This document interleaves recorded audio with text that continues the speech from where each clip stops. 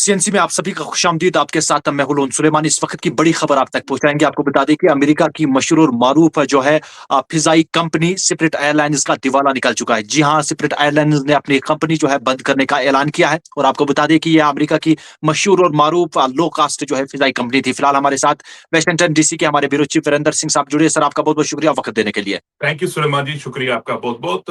आज बहुत बड़ी खबर है, जब सुबह उठे थे कुछ ना कुछ अच्छी खबर सुनने को मिलती है, लेकिन आज इतनी बड़ी खबर मिलेगी। लोग कहीं घूमने-फिरने गए हुए हैं, वो स्टक हुए हैं। अमेरिका पूरे में ये एयरलाइन चलती थी, बहुत सस्ती एयरलाइन थी। यूनाइटेड की बात करें, अमेरिकन एयरलाइन की बात करें या दूसरी एयरलाइन की बात करें, ब्लू की, ये सबसे सस्ती थी एयरलाइन, जो जितनी एयरलाइन चलती थी। लेकिन इनका दिवाला निकल चुका है। ये 2 साल में 2 दफा बैंकरप्ट्स हो चुके हैं। जी, सुलेमान जी। हुँ। जी सर, जैसे कि सुनने में आ रहा है कि इन्होंने कहीं न कहीं अमेरिकी सरकार से जो है $500 मिलियन डॉलर माँगे थे। तो वो नहीं मिले, जिसकी वजह से ये बुनियादी कारण बताया जा रहा है इस कंपनी के बंद होने के। बिल्कुल, अगर छोटी-मोटी अमाउंट होती डेफ़िनिटली डोनाल्ड ट्रम्प प्रमोट करता है बिज़नेस को, लोग बेरोज़गार नहीं होंगे। 17,000 बंदे का ये मामला था, लेकिन ये बहुत अमाउंट भी बहुत बड़ी थी। $500 मिलियन डॉलर किसी से माँगना, this is not a piece of cake. और आप ये बोलोगे कि मेरे को लॉलीपॉप देके खुश कर दो, ये this is not lollipop, this is a $500 million dollar he is asking for Donald Trump. Sir, एक और कारण भी बताया जा रहा है कि महँगाई इसका कारण भी बताई जा रही है। एक तो $500 मिलियन और साथ में महँगाई भी। आपको लगता है कि वाक़ई में ये 2 कारण हुए इस लो कास्ट जो है फ़िज़ाई कंपनी को बंद होने का? बिल्कुल, इसका लो कॉस्ट ऐसा था क्योंकि जो वॉर चल रही है बॉर्डर के उस पार और हम स्टेट ऑफ हॉर्मन के उस पार लड़ाई चल रही है ईरान के साथ, उसका इफ़ेक्ट पड़ना अभी अमेरिका में शुरू हो गया है।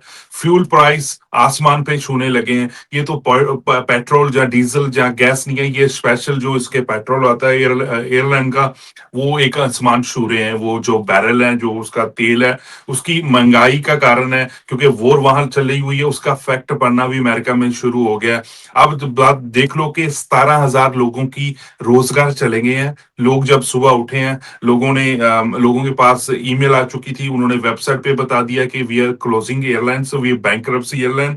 और ये लोग जो फ्राइडे को जो टारगेट था लोगों का, जो फ्राइडे को लोग ट्रैवल किए थे, 50,000 लोगों ने ट्रैवल किया था पूरे अमेरिका में, ये इनका डाटा था। सैटरडे को वो ट्रैवल करते, संडे को वो ट्रैवल करते, क्योंकि वीकेंड होता है, छुट्टियां होती है, लोग हियर देयर जाते हैं, लोग काम के लिए मंडे वापस भी आते हैं। तो ये सारा कारण था। 50,000 लोगों ने ट्रैवल किया। अभी 60-70,000 ट्रैवल का आज का था। जो लोगों ने क्रेडिट कार्ड से टिकट बाय किया था, उनको तो रिफंड आ जाएगा। जो एजेंट से बाय किया, वो पता नहीं अभी मिलता है कि नहीं मिलता है, क्या उनकी जो पॉलिसी है एविएशन की, वो अभी वो बताएँगे। ये इन्होंने इन्होंने पीपी लोन भी लिया हुआ था, उसका भी डाटा अभी सामने आ रहा है कि कितना पीपी लोन लिया। ये 34 साल पुरानी ये कंपनी थी। ये चल रही थी एयरलाइन पे, इंडस्ट्री पे। ये पुरानी कंपनी थी और सबसे सस्ती थी अमेरिका में। जी, सुलेमान जी। सर, क्या कारण रहा होगा कि अमेरिकी सरकार ने इनको ये 500 जो मिलियन डॉलर इनकी जानिब से माँगे गए थे, नहीं दिया?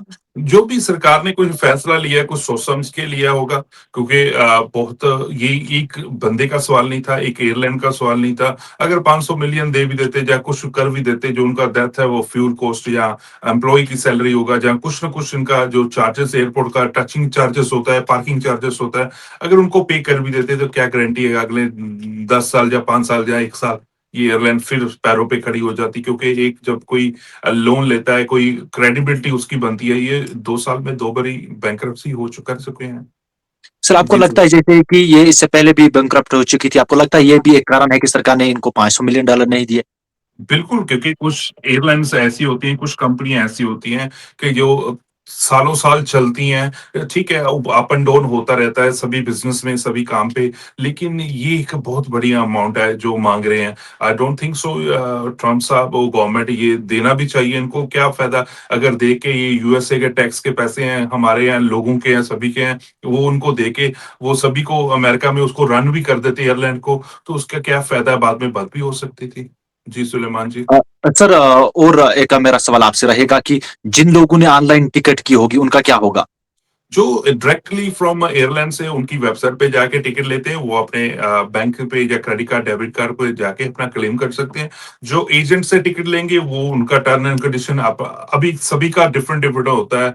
जैसे इंडिया में यात्रा.com चलता है, जहाँ दूसरा इको मेक माई ट्रिप है, उनका अपना अपना टर्म एंड कंडीशन है, उनका क्या कंडीशन है, क्या उनका टर्म एंड कंडीशन है, ईमेल करते हैं, उनको बताते हैं टिकट बाय करने से पहले। लेकिन जो डायरेक्टली फ्रॉम एयरलाइन से आप वेबसाइट पे जाके टिकट खरीदते हो, तो उसका रिफंड आपको मिल जाएगा। जी सुलेमान सर जी। एक आखिरी सवाल आपसे रहेगा, जिस तरीके से सर लो कास्ट कंपनी का जो एक लो कास्ट अफसाई कंपनी थी अमेरिका की मशहूर, अब जब इसका दिवाला निकल चुका है तो आपको लगता है कि बाकी की जो एयरलाइंस कंपनियां हैं वो टिकटों में ज्यादा इजाफा कर सकते हैं या महंगी हो नहीं, सकती है टिकटें?